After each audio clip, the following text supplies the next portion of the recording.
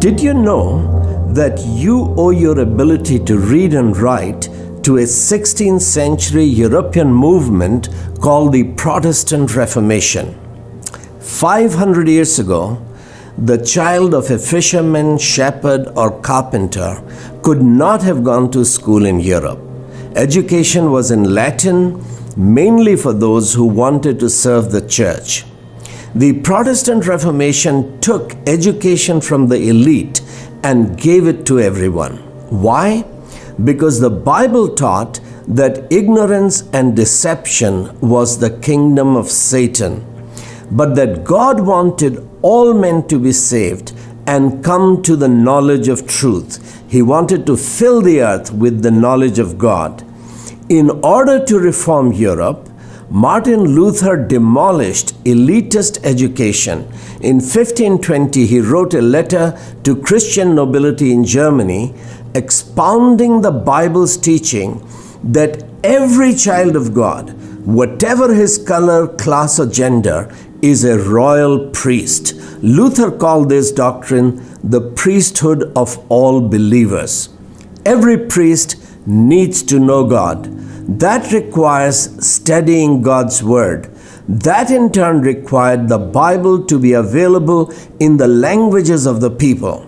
Luther himself translated the Bible into German, but people who spoke German dialects did not actually read their language. That required schools. Who will pay for building schools?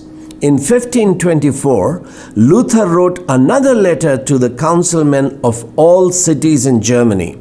Using scriptures such as Psalm 78, Luther argued the city council were responsible to build and maintain schools. God is our Father. That means that every father has to be more than an animal. He has to nurture and teach his children as does God. By 1530, Luther realized that parents were a part of the problem.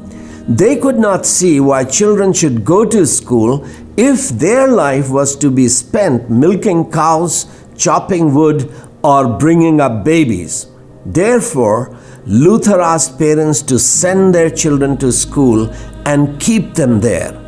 His appeal rested entirely upon God's Word. Poor peasants wanted their children to help with families' meager income. Luther asked them to trust and obey God's Word, to seek first God's kingdom and His righteousness. That would be God's way to improve their economic life. Did it work? By the year 1600, at least 300 German cities and towns had established schools.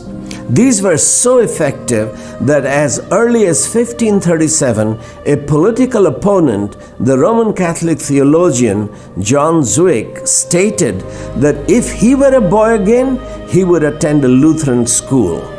They imparted better education because these schools were not established to make money. Their purpose was to help every child seek God's kingdom. The education of illiterate masses was God's idea. He gave a written text, the Ten Commandments, to Hebrew slaves who were shepherds and brickmakers. They were oral learners. God wanted to transform them into a great nation. Therefore, He required them to learn to read, write, think, and teach His written word. Turning oral languages of the masses into literary languages makes printing and publishing commercially viable mass media. Making the language of the common man the language of learning, literature, law, and governance democratizes knowledge. It is the foundation of modern democracy.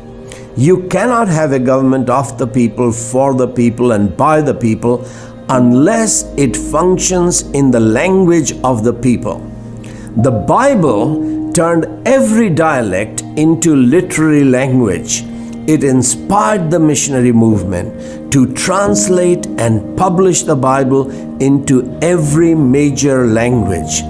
That has globalized the Bible's vision of universal education.